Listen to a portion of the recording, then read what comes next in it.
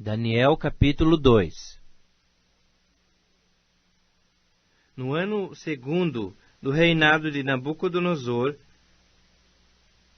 teve este sonho. O seu espírito se perturbou, e passou-se-lhe o sono. Então o rei mandou chamar os magos, os encantadores, os feiticeiros e os caldeus, para que declarassem ao rei quais lhes foram os sonhos. Eles vieram e se apresentaram diante do rei. Disse-lhes o rei: tive um sonho, e para sabê-lo está perturbado o meu espírito. Os caldeus disseram ao rei em aramaico: ó rei, vive eternamente. Dize o sonho a teus servos, e daremos a interpretação. Respondeu o rei, e disse aos caldeus: uma coisa é certa, se não me fizerdes saber o sonho e a sua interpretação, sereis despedaçados, e as vossas casas serão feitas monturo. Mas se me declarardes o sonho e a sua interpretação, recebereis de mim dádivas, prêmios e grandes honras. Portanto, declarai-me o sonho e a sua interpretação. Responderam segunda vez e disseram: diga o rei o sonho aos seus servos, e lhe daremos a interpretação. Tornou o rei e disse: bem percebo que quereis ganhar tempo, porque vedes que o que eu disse está resolvido, isto é, se não me fazeis saber o sonho, uma só sentença será vossa. Pois combinastes palavras mentirosas e perversas para as proferirdes na minha presença, até que se mude a situação. Portanto, dizei-me o sonho, e saberei que me podeis dar-lhe a interpretação.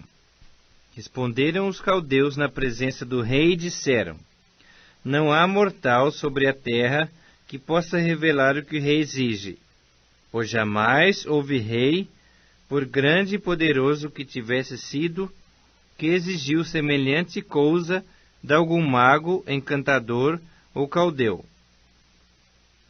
A coisa que o rei exige é difícil, e ninguém há que a possa revelar diante do rei, senão os deuses, e esses não moram com os homens. Então o rei muito se irou e enfureceu, e ordenou que matassem a todos os sábios de Babilônia. Saiu o decreto, segundo o qual deviam ser mortos os sábios, e buscaram a Daniel e aos seus companheiros para que fossem mortos. Então Daniel falou, avisada e prudentemente, a Arioque, chefe da guarda do rei, que tinha saído para matar os sábios de Babilônia. E disse a Arioque, encarregado do rei: por que é tão severo o mandado do rei? Então Arioque explicou o caso a Daniel. Foi Daniel ter com o rei e lhe pediu designasse o tempo, e ele revelaria ao rei a interpretação. Então Daniel foi para casa e fez saber o caso a Ananias, Misael e Azarias, seus companheiros, para que pedissem misericórdia ao Deus do céu sobre esse mistério, a fim de que Daniel e seus companheiros não perecessem, com o resto dos sábios de Babilônia. Então foi revelado o mistério a Daniel numa visão de noite. Daniel bendisse o Deus do céu. Disse Daniel: seja bendito o nome de Deus de eternidade a eternidade, porque dele é a sabedoria e o poder. É ele quem muda o tempo e as estações, remove reis e estabelece reis. Ele dá sabedoria aos sábios e entendimento aos entendidos. Ele revela o profundo e o escondido. Conhece o que está em trevas, e com ele mora a luz. A ti, ó Deus de meus pais, eu te rendo graças e te louvo, porque me deste sabedoria e poder, e agora me fizeste saber o que te pedimos. Porque nos fizeste saber este caso do rei? Por isso Daniel foi ter com Arioque, ao qual o rei tinha constituído para exterminar os sábios de Babilônia. Entrou e lhe disse: não mates os sábios de Babilônia. Introduze-me na presença do rei, e revelarei ao rei a interpretação. Então Arioque depressa introduziu Daniel na presença do rei. E lhe disse: Achei um dentre os filhos dos cativos de Judá, o qual revelará ao rei a interpretação. Respondeu o rei e disse a Daniel, cujo nome era Beltesazar: Podes tu fazer-me saber o que vi no sonho e a sua interpretação? Respondeu Daniel na presença do rei e disse: O mistério que o rei exige, nem encantadores, nem magos, nem astrólogos o podem revelar ao rei. Mas há um Deus nos céus, o qual revela os mistérios. Pois fez saber ao rei Nabucodonosor o que há de ser nos últimos dias.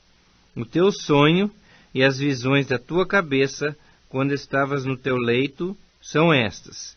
Estando tu, ó rei, no teu leito, surgiram-te pensamentos a respeito do que há de ser depois disto. Aquele, pois, que revela mistérios, te revelou o que há de ser. E a mim me foi revelado esse mistério. Não porque haja em mim mais sabedoria do que em todos os viventes, mas para que a interpretação se fizesse saber ao rei, e para que entendesses as cogitações da tua mente. Tu, ó rei, estavas vendo, e eis aqui uma grande estátua, esta que era imensa e de extraordinário esplendor. Estava em pé diante de ti, e a sua aparência era terrível. A cabeça era de fino ouro, o peito e os braços de prata, o ventre e os quadris de bronze, as pernas de ferro e os pés em parte de ferro, em parte de barro. Quando estavas olhando, uma pedra foi cortada sem auxílio de mãos. Feriu a estátua nos pés de ferro e de barro e os esmiuçou. Então foi juntamente esmiuçado o ferro, o barro, o bronze, a prata e o ouro, os quais se fizeram como a palha das eiras no estio. E o vento os levou, e deles não se viram mais vestígios, mas a pedra que feriu a estátua se tornou em grande montanha que encheu toda a terra. Esse é o sonho, e também a sua interpretação diremos ao rei. Tu, ó rei, Rei de reis, a quem o Deus do céu conferiu o reino, o poder, a força e a glória, a cujas mãos foram entregues os filhos dos homens, onde quer que eles habitem, e os animais do campo e as aves dos céus, para que dominasses sobre todos eles. Tu és a cabeça de ouro. Depois de ti se levantará outro reino, inferior ao teu, e um terceiro reino de bronze, o qual terá domínio sobre toda a terra. O quarto reino será forte como ferro, pois o ferro a tudo quebra e esmiuça. Como o ferro quebra todas as coisas, assim ele fará em pedaços e esmiuçará. Quanto ao que viste dos pés e dos dedos, em parte de barro de oleiro, e em parte de ferro, será isso um reino dividido. Contudo, haverá nele alguma coisa da firmeza do ferro, pois que viste o ferro misturado com barro de lodo. Como os dedos dos pés eram em parte de ferro e em parte de barro, assim por uma parte o reino será forte, e por outra será frágil. Quanto ao que viste do ferro misturado com barro de lodo, misturar-se-ão mediante casamento, mas não se ligarão um ao outro, assim como o ferro não se mistura com o barro. Mas, nos dias desses reis, o Deus do céu suscitará um reino que não será jamais destruído. Este reino não passará a outro povo, esmiuçará e consumirá todos esses reinos, mas ele mesmo subsistirá para sempre. Como viste que do monte foi cortada uma pedra, sem auxílio de mãos, e ela esmiuçou o ferro o bronze, o barro, a prata e o ouro. O grande Deus fez saber ao rei o que há de ser futuramente. Certo é o sonho, e fiel a sua interpretação.